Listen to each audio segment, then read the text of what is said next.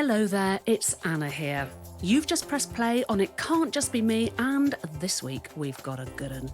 But before we begin, I wanted to let you know that we are discussing alcohol use in this episode. So please think about whether this show will be helpful for you right now. You're always welcome to skip it if you need to. Now, as much as I love a good glass of wine, hands up, I really do wish that I drank a little bit less. But I find it quite difficult. Drinking alcohol is at the heart of UK society. And for many of us, it goes hand in hand with work life, socialising and relaxing, which can make the prospect of cutting down on alcohol feel, well, tricky, I guess, to say the least. That's why I'm so interested in the dilemma sent in by this week's listener. They're asking for advice on how to cut down their alcohol intake, particularly in the run-up to the festive period. I'll be taking notes on this one. Welcome to It Can't Just Be Me.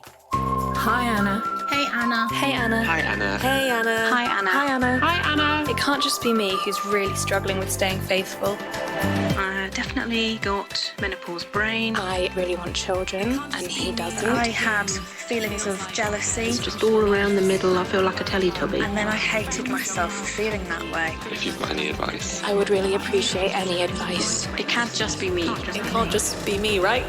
My guest today is a former A&E doctor, ex-Love Islander, UK mental health ambassador, and somebody I could just chat to for hours. It is, of course, Dr. Alex George. When Alex first hit our screens in a tiny pair of striped swimming shorts on Love Island in 2018, I think the nation knew that he was someone very special. But what Alex has managed to do since leaving the villa is nothing short of extraordinary. From working on the front line through the pandemic to his ongoing work as a mental health ambassador, his messaging around speaking out and asking for help when you need it has undoubtedly helped to save many, many lives. Being healthy, physically and mentally, is at the core of his being. So in December 2022, Alex decided it was time to ditch alcohol and go sober. And he's been off the drink ever since. So I know he's going to have a lot to say when it comes to today's dilemma. Here he is, everyone. It's Dr. Alex George. Alex, we've been very excited about having you on the show today. Thank you so much for coming in person, particularly when you're incredibly busy. How are you? I'm very well, thank you. Thanks for having me. And it's great to be with you. I've really enjoyed your company over the time and getting to know you. Of course, we had Naked Education. You came on the Stompcast as well. I think you're a really great person. So I appreciate you asking me. Very, very kind of you. That's very kind. Thank you, Alex. That's really, really kind of you to say so. But am I correct in thinking that you have been sober since early December 2022? Yeah, so I stopped drinking alcohol on the 4th of December, which is coming around very quickly. Oh my God, it's nearly a year. Yeah, which is nearly a year, which I kind of can't believe in many ways because the year has flown so quickly. But when I started this, I didn't really know what I expected or how long I wouldn't drink for. Does that make sense? It wasn't like I was like, right, 4th December, I'm never drinking again. It was like, right, alcohol is really not serving me. It's affecting, my health, my happiness.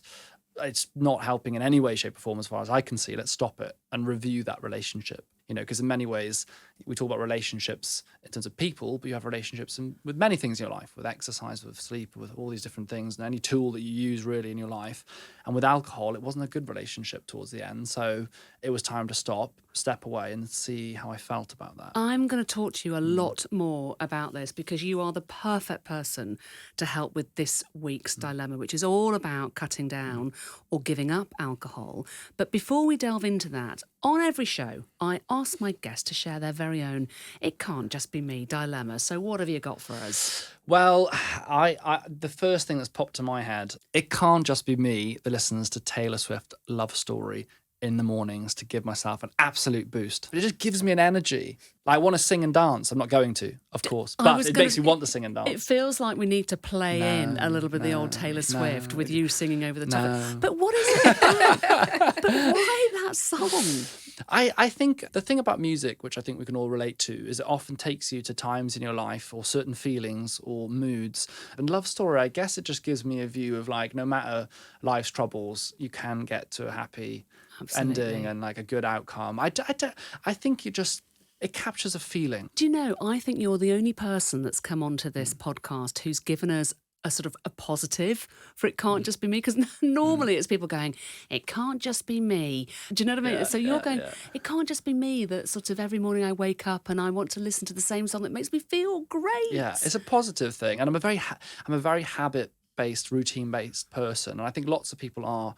Like, I often eat similar foods. I like going to similar places. I like to go for my walk at the same time. So music is kind of similar for me. It's So a is comfort blanket almost. I was going to say, is that an anchoring thing for you then, having that Definitely. structure? I think so. I think it is an anchoring thing. It's the same reason. I mean, I wake up at 6:30 every morning and I go out the door for my morning walk with Rolo at 7:30 every single morning. That doesn't change. And I always talk about this, like psychological anchoring and like habit stacking. And for me, that routine is what anchors my day. And actually, you know, sometimes then when that gets thrown out for different reasons, I really feel it. So there's pros and cons of it, but I'm just very aware of what psychologically anchors me. And I kind of know the kind of hacks for me to feel better. One of those is music. Oh, that's really interesting, sort of habit stacking. Yeah, and people do, you know, you can, you know, I've over time built it, but I think you've got to start with the basics. And, you know, it's like a lot of the reason that I stopped drinking alcohol was because I started with the premise of like my health has gone wayward in a lot of different ways. And I actually just started walking. And everything else, including sobriety, has come off the back of that first step, which was, excuse the pun, it's very cliche, but that first step of just getting outside and going for a walk. Okay, well, let's turn our attention to the problem in hand today. But before we do that, I'd like to introduce our other expert, psychotherapist Nadiyah Davis from the London practice, as well as her own private practice, TTS Therapy, has years of experience working with patients with substance abuse and addiction issues. So we're in safe hands today with both a doctor and a psychotherapist. Welcome, Nadiyah. Thank you for having me. Lovely to be here. It's lovely to have you here. And as I said earlier, today's dilemma is from someone looking to cut down on their alcohol consumption. And while the advice we're giving today will be helpful, it can't replace an in-person appointment with a medical professional. So if you're feeling concerned about the amount you do drink, then please seek support. We'll leave links of where to find help in the show notes to this episode later on. Okay. So this dilemma was emailed in by a listener. He's asked to remain anonymous, so we'll read it out. And after that, we'll refer to him as Rory. Hi, Anna. Thanks so much for your podcast. I'm really loving listening to it, and I'm always looking forward to Wednesdays. So I've got a dilemma around drinking habits that I'd love your help with. I've always loved having a drink, but over the past year, I've noticed I've been drinking more and more regularly. And I always say that I won't drink when I'm meeting friends for a weeknight, but then I'll often end up slipping up and start having 2 or 3 drinks anyway. And then I feel angry at myself the next day, and I really want to find a way to cut down. But the difficulty is I find it hard to say no when I'm offered and when I'm in an environment where everyone is drinking, which seems to be all the time. And I'm a bit worried about the festive season coming up too, because I know there's going to be lots of parties and I'll just feel the pressure to drink. So I keep telling myself I'll do the sober challenge like dry January, but I always find that I fall quite early on. Do you have any advice on how to start cutting down and making sure my relationship with alcohol doesn't become unhealthy? Thanks so much. I mean, I hear every word that Rory is saying, and I feel like this is such a relatable problem. Yeah, and actually, I kind of feel like this is going to be therapy and advice for me, never mind Rory. Alex, let's start with you first of all, because as you mentioned earlier on, you gave up drinking almost this time last year, and you've stayed sober. So just fill us in, for those listeners that don't know, why did you decide, at what point did you think, I'm drinking too much, and why did you decide to give up? Well, the reason that I decided to give up is that I'd become aware that my relationship with alcohol for many years was around being there to enjoy socialising as part of, I guess, like a Friday or Saturday having a few drinks. And I think for various reasons in my life, that relationship has changed from using it for those reasons to actually using it for numbing and for escapism, to an extent that I'm trying to get away from my problems, which I think a lot of people probably can relate to, you know. And I think about, you know, the time throughout the pandemic, dealing with that. I think the pressure I feel working, in my role as a mental health ambassador and all the campaigning I do, the work that I do, but also personal things that I've been through, like losing my brother. Being in the public eye has its pressures, as you know. There's no violin that I want to roll out, but it's not easy at times. And perhaps that alcohol use became different and unhealthy. And so for me, I really looked at that and thought, well, is this serving me now? And what is interesting is that since I've stopped, I've realised how much damage it was doing. When I stopped, it wasn't perhaps with how much awareness of how much damage it had done to my emotional, mental and physical health. Really? How long had you been drinking for, Alex? I mean, listen, I grew up in West Wales, and I probably had a few sips of beer as I was growing up in my teenage years, and certainly by the age of like 15, 16, you'd have drinks at home with your friends, and then by the age of 18, I'd go out and drink, and med school was work hard, play hard. It's so our culture, isn't it? It's just drinking. I think particularly at our age and before, where you grow up and alcohol is just such a normal part of socializing. If you don't drink, you feel outside of that. And I think one of the big challenges of stepping out of the room, as it were, when it comes to drinking alcohol, is learning, like, who am I? How do I socialize without alcohol? How do I deal with my problems without using alcohol to numb it? Because I didn't really realise I was using alcohol to that extent to numb things. And for perspective for people, I was drinking probably 3 nights a week, and perhaps on a weeknight I might have 2 or 3 glasses of wine or beer. That would be one of the nights. Then I'd probably drink on a Friday and Saturday, where I'd have more, maybe 5 pints, maybe 6 pints, which I think, is more clearly than recommended amount, but to a lot of people, it's probably like a relatable amount that people drink. Let's be frank. I was just going to say, so it's not I extreme can amount completely relate to that, during the week, it's a couple of nights a week, friends going, meet me in the pub for a couple of drinks. And you end up having, 2, 3 glasses of wine, and then Friday night, let's go for it. Yeah, let's go and have some beers. And what I've realised is that actually it's very little to do with how much you drink within reasonable context. It's more about why you drink and what that does to you. So for me, even 2 or 3 pints would have a negative impact on my anxiety levels. My stress levels would actually increase. It's a misnomer that people think it reduces stress levels. Consumption, even a couple of glasses a week, raises levels of cortisol in your blood, which is your stress hormone, and makes you more stressed. And I found that actually just knocked me off in terms of my mood. My mood would take days to recover even after 2 or 3 pints. Really? So I'm acutely sensitive to it, which now also makes a lot of sense in context that I've been diagnosed with ADHD. The ADHD diagnosis came before I stopped drinking alcohol and was definitely a contributing factor of why I stopped. And I've learned since I've stopped how harmful alcohol can be in the context of ADHD. I will come back to you about how harmful alcohol is. But Nadiyah, just to bring you into the conversation here, how common is Rory's dilemma, and is it something as a psychotherapist that you hear a lot? Yeah, no, it's very common. I think it's generally people's lifestyle. I work in central London as part of my practice, and even just walking out sometimes and seeing across the road the pubs. Thursday is the new Friday. It's ram, everyone's sort of outside and really having a good time, or what appears to be a good time. So definitely very common. And then certainly when it gets to the festive period, no matter what you're celebrating, I think if there's an excuse to celebrate, people tend to use alcohol as part of that as well. So definitely common. So you are hearing this from your clients quite a lot, that people are coming in saying, I think I might be drinking too much. Yeah, for sure. Okay. So what I'm interested in here is that Rory says that he always says he won't drink, but then he ends up drinking anyway. And then he feels angry at himself, and then he goes in the loop of, I'm not going to drink again, or I'm going to cut down. And it just goes on this loop. So psychologically speaking, as a psychotherapist, what is going on there? I think what's probably happening for Rory is that the initial trigger of why am I drinking in the first place, or why am I not able to say no in a moment when, we might have 1 drink, but then I've got to have 3 or 4. It's then going into the kind of cycle of guilt. And then you're then having those moments with yourself where you start to be quite hard on yourself. Like, I've done it again, I've drank again. I guess this is why I say it's so important to know your triggers. I guess as Alex said earlier, he was doing it to escape. So I would usually, when working with clients, start to pull that all back. Okay, the drinking is the thing that you're doing in order to soothe something else. So what is that initial thing? What is the thought? What's the feeling? For me, it's fucking good fun. It's fun. Or perhaps I'm bored.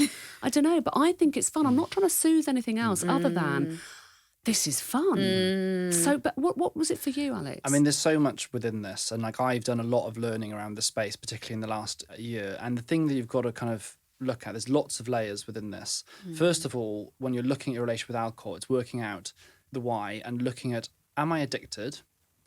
Is this an issue, an addiction? We're talking about, repeated, almost compulsive behavior that you struggle or can't prevent yourself doing.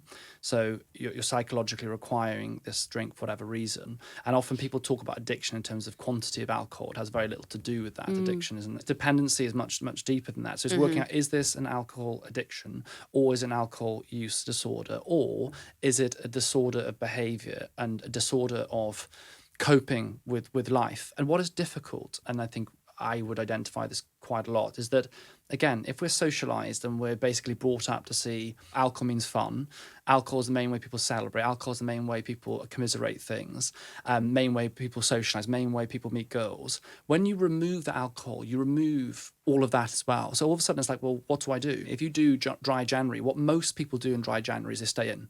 I'd say the vast majority of people, they go, I'm not drinking, therefore I'm going to save a load of money, stay in, I'm not going to go out and party or do anything. What happens then is, unfortunately, you're then not seeing people, you feel isolated, you feel a sense of I'm removing and taking away from my life, not adding. Whereas what I tried to do and what I've learned amongst the sober community, alcohol-free community, is that what you must do, if you take that, you've got to put other things in. So Nadiyah, how do we know if we have a problem with alcohol?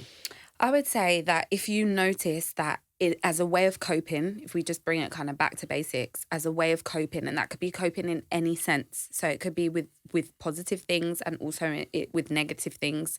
If it's something that you constantly have to lean on, then that's when we're leaning into the area of addiction. So for instance, if you woke up one morning and you got the urge that in order to perhaps get through your day, I need to have a drink today, then you're stepping on addiction territory.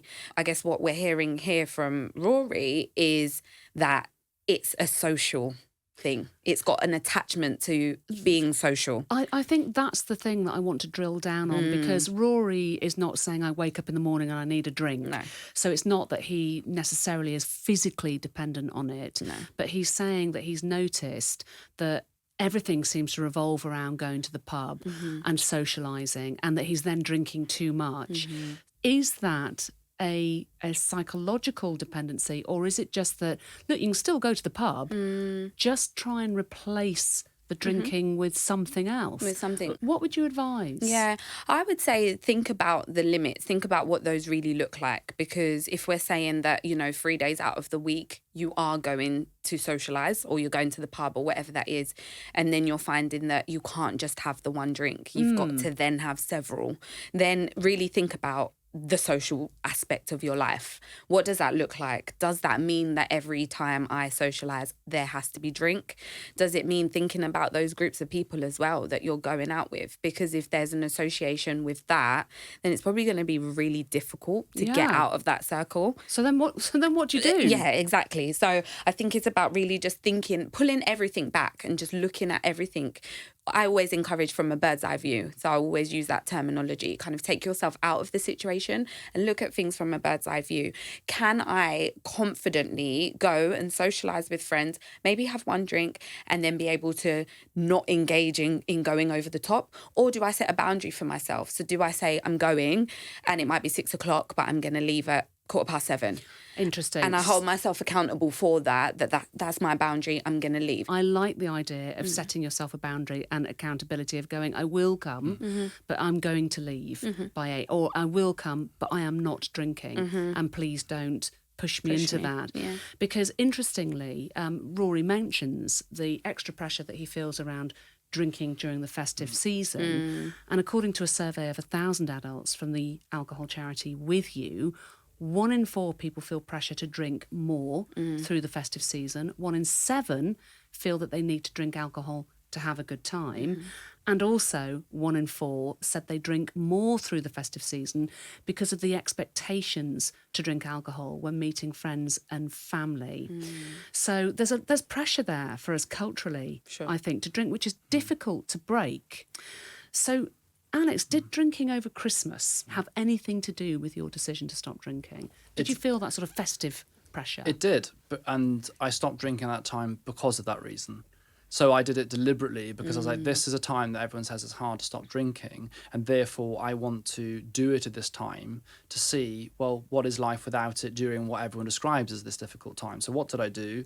I went, and this is only my experience, I went out loads, went to all the festive activities. I socialised with everyone. And the next morning, I'd get up, feel really great and fresh because I slept well, go to the gym and socialise more the next night. So I did more socialising when I didn't drink than when I did. And it showed me that I didn't need it. I had just as much fun.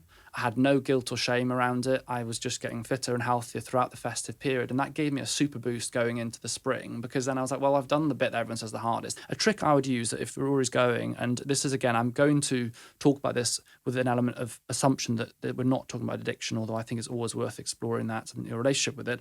But use the 15-minute rule. So if you go into the pub and your mate goes, do you want a beer?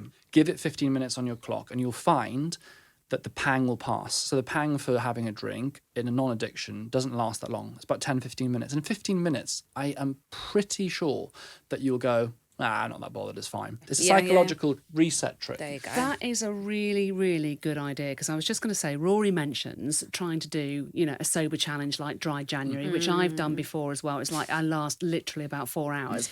And, Rory never manages it. So what is the answer to quitting or cutting down on alcohol? I think I'm going to summarise with boundaries. I think boundaries are really hard. Saying no is really hard. Refusing is really hard. And when you incorporate all of that into something that you would equate to being fun, it's like, okay, I'm stuck now. Boundaries can be so broad. So a boundary might even be saying no.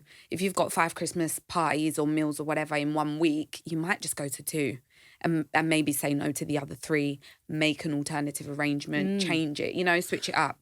I'm just thinking as well that presumably it is about replacing it with something, I think, as you've touched on, Alex, something that is more beneficial to you, something that excites you a bit more subconsciously, that is going to be more of a reward than alcohol. Because the only reason I'm saying that is because I'm thinking about, can I cut down on the social events that I've got coming up? And I know myself that I'd end up going, oh, God, you know what? Fuck it, go on then, I'll have a drink. But maybe I need to replace it with what you're saying, Alex, about something that's more beneficial. I love the fact that you challenged yourself with I'm going to see whether I can just throw alcohol out completely and replace it with getting fit. I like that idea. Yeah, well, the first thing I would say is remove the association with socialising with alcohol. You could go to the pub 7 nights a week. Doesn't mean you have to drink anything. You drink not a drop.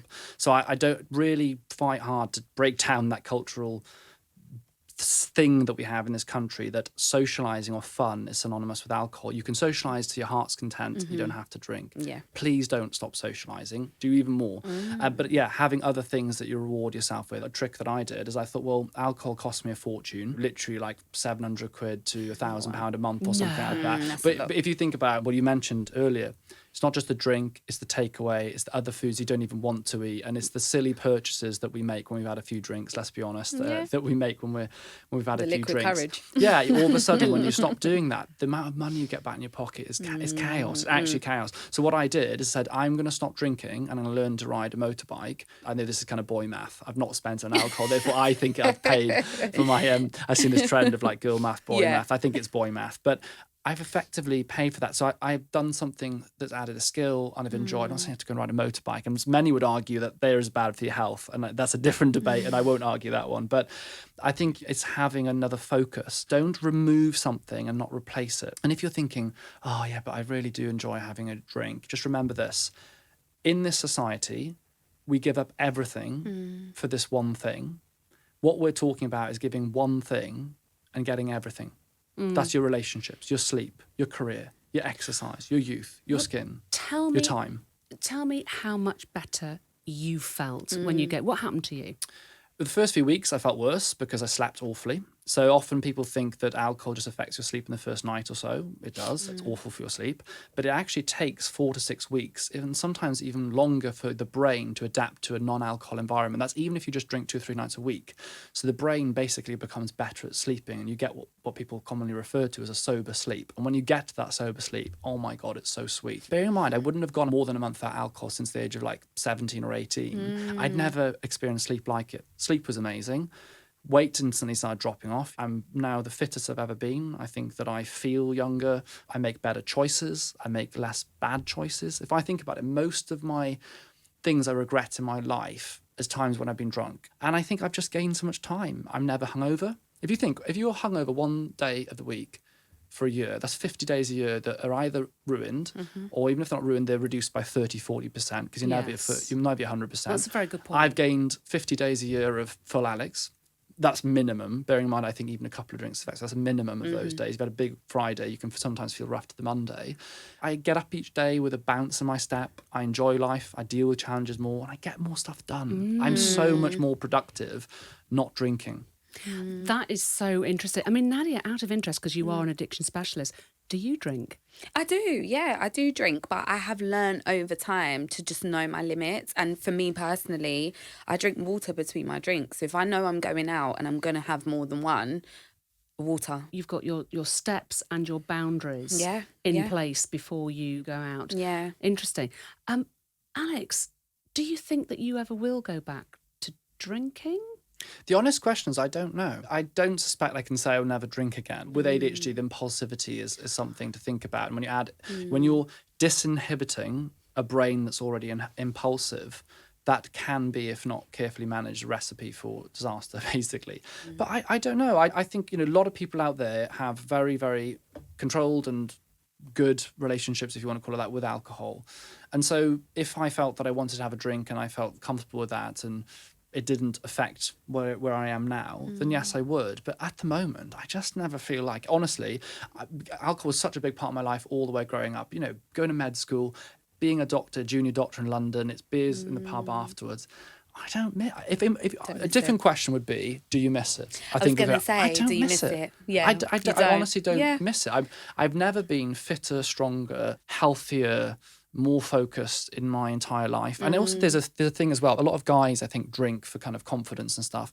I feel very confident. I'm naturally a introvert that gets anxious in groups, and when I stop drinking I was like, I'm so anxious when I go to the pub. I don't get anxious at all socially like that at all. So you still go to the pub with your mates? I go to the pub. I go nights out, I went to Archer Street in London a little while ago, karaoke, people singing, I ain't singing. The thing you realise that you remember or you learn very quickly is no one cares. No one gives a shit whether you drink or not, actually. They don't care, they're too busy in their own thing. And after they've had 2 or 3 drinks, they don't even know that you're not drunk. And then you realise, actually, you think there's a spotlight on you, like a main character mode, that everyone's like, oh my God, Alex is not drinking. They don't care. So just forget about what other people think. Go into that situation and have fun. You don't need it. On your own. Honestly, you don't need it. Okay, I really want to leave Rory with some concrete tips, because he says, do you have any advice on how to start cutting down and making sure my relationship with alcohol doesn't become unhealthy? But just in terms of some quick fire tips, Nadiyah, what tips do you have for Rory on cutting down? So I'm going to say, Rory, first of all, kind of think about what your relationship with alcohol means to you. If it equals fun, if it equals socialising, are there other ways that you can really think about doing that? And if you are going to socialise and you are going to have a drink, really just be setting those boundaries. Like, set those boundaries within yourself, with your friends. Never be embarrassed or ashamed of, telling those around you that you're cutting down or you're not going to have a drink today. Those that really care about you will understand. So don't feel judged in those situations. When you stop drinking, you very quickly learn who your real friends are. And the people that really care about you still text you and still want to hang out with you. The people that stop texting you, that tells you a lot. They were never your friends. You haven't lost friends. They were never your friends. So, Alex, if you had, say, 3 tips for Rory in cutting down or giving up, what would you say? Find your community. There's amazing groups like, people now start in London, for example, doing running clubs. That's become a real trend on TikTok at the moment. So find other communities, whatever it might be. Second of all, find good alternatives to enjoy. Find your favourite non-alcoholic tip or so on. And I guess my third one is that when you are feeling like, maybe I do want to have a drink, imagine what future Rory will think. So play it forward. If I have a drink tonight, I'm 7 o'clock, I'm in the pub. If I do say yes and have this beer, what will Rory think tomorrow morning? And what will he think a few days later? If you go, actually, Rory will be annoyed tomorrow, and a few days later, he'll be annoyed, then ask yourself the question, if you don't have this drink, how is Rory going to feel in the morning and how will he feel in 3 days' time? He'll feel pretty good. He'll feel really a boost of endorphins for not drinking, I suspect. And that I find a really great grounding technique. I use that quite a lot. Rory, I really hope that you are listening to this and that the advice has been helpful. I have to say, it's been really helpful for me. If this episode has sparked anything for you, then please do get in touch. We really do love to hear it when you've been inspired by something that you've heard on the show. So yeah, let us know. Now, Alex, Nadiyah, you have both been so brilliant. I'm going to milk you for a little bit more advice. And I have a couple of quick fire dilemmas for you. So are you ready? Ready. Let's do it. Here we go. Okay. This first one is from Lou, who's looking for some advice around finding her purpose in life. Here we go. Hi Anna, I really hope that you can give me some advice.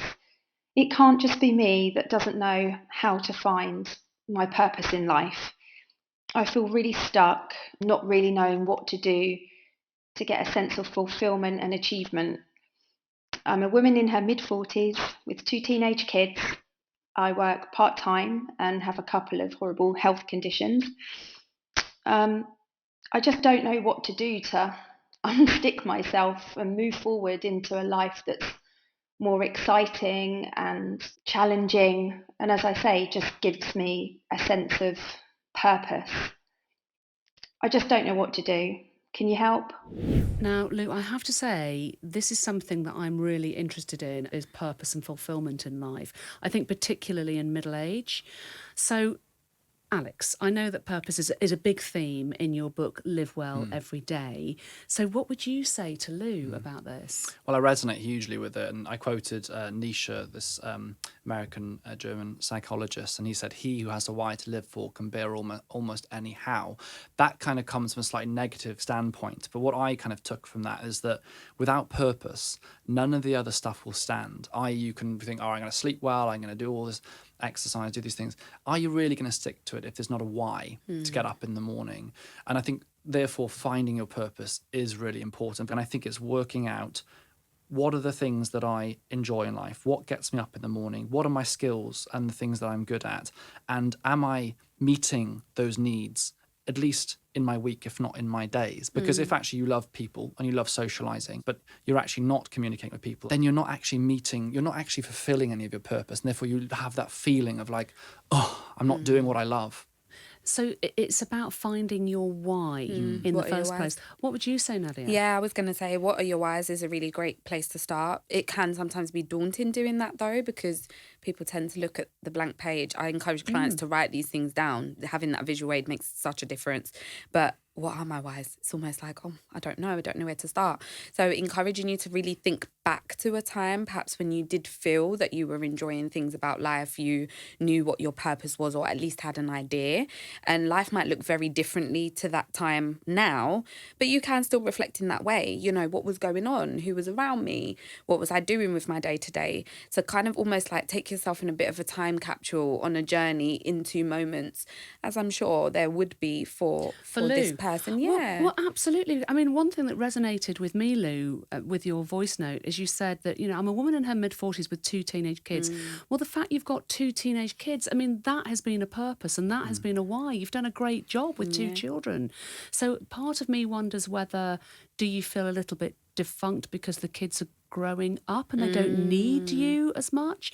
So I hear what you're saying, Nadiyah, about just have a look at what your why is and go back to a time when you were needed and you did have that purpose. Who did you have around you? What were you getting out of it? For sure. The expectation gap is also a useful way to look at it, and it's often used in psychological theory around happiness, but you can apply it to purpose as well, that actually whether a purpose is fulfilled or not is often the gap that's created between your expectation and reality. If you're able to look and actually be kind and compassionate to yourself and go, actually, I'm doing an amazing job as a mum with 2 kids, and actually these are the things I'm doing, suddenly you start closing that gap. In my my new book, The Mind Manual, but you can find this actually online as well, it's really useful to do a life audit, or sometimes called a health audit. But basically, you have a circle that breaks down general foundations of health into different pie slices, and then there's 1 to 10 on the outside, and you circle where you feel that is in your life, and it really helps you look at what areas are deficient. So sometimes we might feel we lack purpose, but actually what we lack is connection, you know, feeling lonely, and it's sometimes very hard to work out how a feeling or where a feeling of discomfort comes from. And that is why those circles are useful, because then you go, actually, I feel like I don't have purpose, but actually what I lack is connection. Sometimes it is about stepping back, as you said, and looking, what's my whys, where am I right now, and how do I create a realistic, what is a realistic, purposeful life for me? Yeah. And your children are never going to stop needing you. It doesn't matter what age they get to. So, do you think society is a question I have for both of you? Do you think society pushes this narrative of to be a successful woman, you've got to have a family and a career? Because I feel sometimes like we don't actually value enough of how incredible it is, as a dad as well, by the way, to bring up children. Do we put too much emphasis that to be successful, you need to have this glowing career and a family? Is it not enough to have a family in that role? Yeah, I would say there is a lot of pressure because I think everything now almost has like a time limit attached to it as well. So, if I get to this age, I need to have this figured out and that figured out.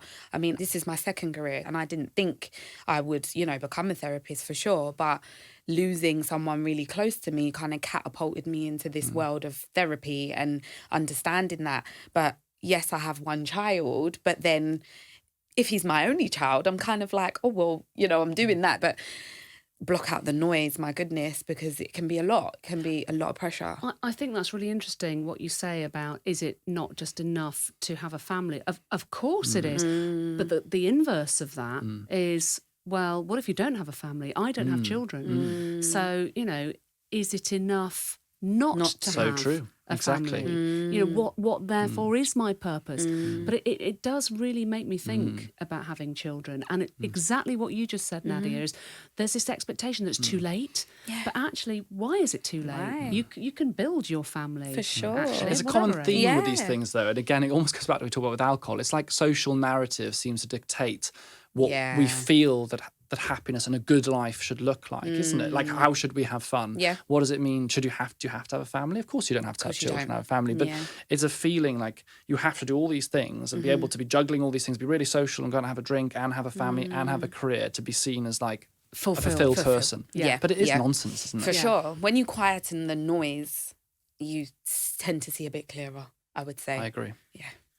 I hope that is helpful, Lou. I mean, again, I have to say it's made me think about many things, but if you sit back and just write down your whys and go back to a time when you felt a little bit more fulfilled and perhaps a bit happier, you may get a bit of insight from that.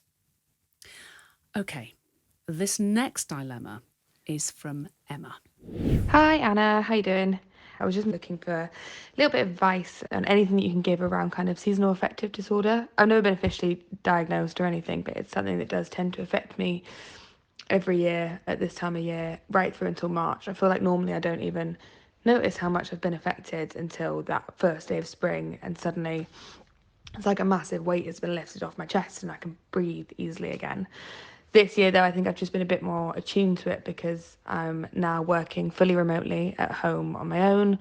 There are days that I can't even leave the house. The weather's so bad and I wake up and it's dark. It's pouring with rain on my lunch and then I finish work and it's pitch black again. It's hard to find any motivation or kind of any hope at this time of year in general. So it'd be great to hear there's any advice, there's any type of coping mechanisms or something that I'm not in tune to. It would just be great to hear your 2 cents.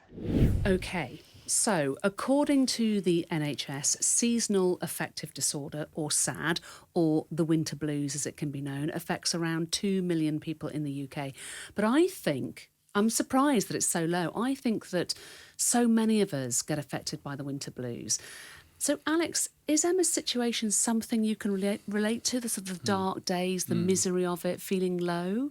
It's interesting because the NHS stats, of course, seasonal affective disorder, you're talking about a diagnosable level of a condition, but does it affect more people? I'd say the answer is yes. And actually, I think most people can probably think about how their mood generally changes around that winter time. Now, often we attribute this to vitamin D, but it's a slightly oversimplistic way of looking at it. It's about how it affects the rest of your life. So if we start with the vitamin D side, we can get vitamin D from foods, but most of it's synthesized from the sun. We live in the UK, we know it rains quite a lot. Throughout the time of about September, end of September, through to about March, we basically cannot, even if you're outside, you cannot get enough vitamin D from the sunlight. To the point where the NHS now recommends that unless your doctor tells you otherwise, all adults should take vitamin D. The vitamin D is important because it plays a role not only in bone health, but in terms of mood and energy levels as well. So that's why it's important around the seasonal affective disorder. But also, there's a real piece in here about how the weather dictates some of our routines and our ability to do the things that anchor us. We know that human beings cannot survive without nature. The studies are very, very conclusive that if you remove a person from any nature, I'm talking about outdoors, green environments, their mental health deteriorates very quickly. The converse is true. The Royal Horticultural Society did a piece of research that showed that people that spend time in nature, even just a few hours a week, are calmer, less anxious, and have less rates of diagnosable depression. So what happens in the winter? It rains more, it's darker, there's less daylight hours. What do we do in response to that? We have to adapt. The key is you've got to get out at lunchtime. You've got to get out at lunchtime. Otherwise, by the evening, you've lost the sun, haven't you? I was just going to say, exactly, just echoing everything you said, it is so important, isn't it, to get outside and to be in nature for your own mental health.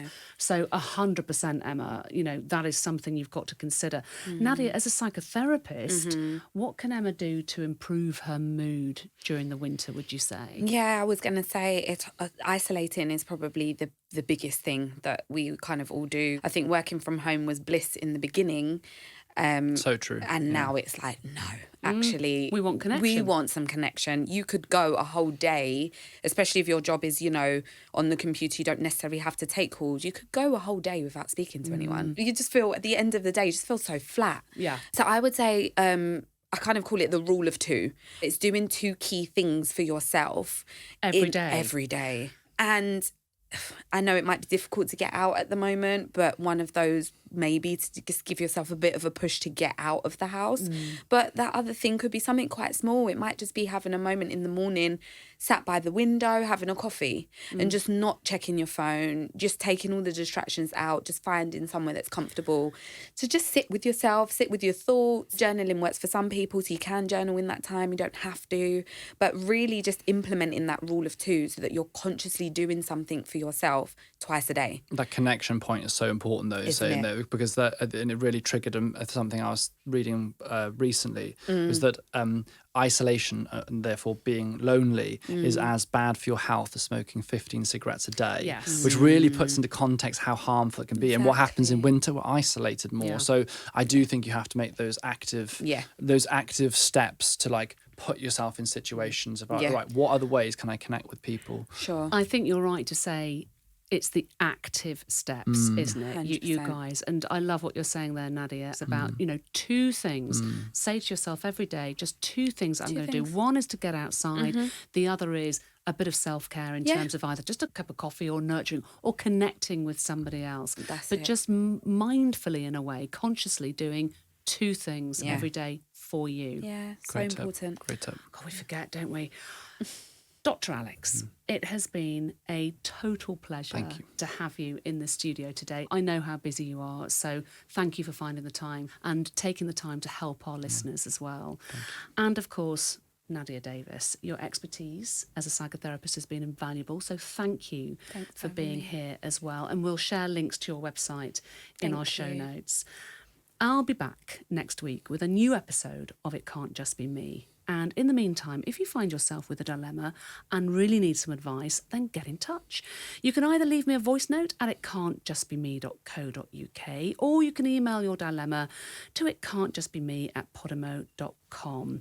We really like to hear from you as well. If you've got any answers to any of the dilemmas you've heard, if you've got some advice that you want to share, then get in touch with us. And don't forget, you can also find us on Instagram, TikTok, YouTube and Facebook. Just search for It Can't Just Be Me, because whatever you're dealing with at the moment, I promise you, it really isn't just you. From Podimo and Mags, this has been It Can't Just Be Me, hosted by me, Anna Richardson. The producers are Laura Williams and Christy Calloway-Gale. The executive producer for Mags is James Norman Fife, and the executive producers for Podimo are Jake Chudnow and Matt White. The editor is Palama Kaufman. Don't forget to follow the show, or for early access to episodes and to listen ad-free, subscribe to Podimo UK on Apple Podcasts.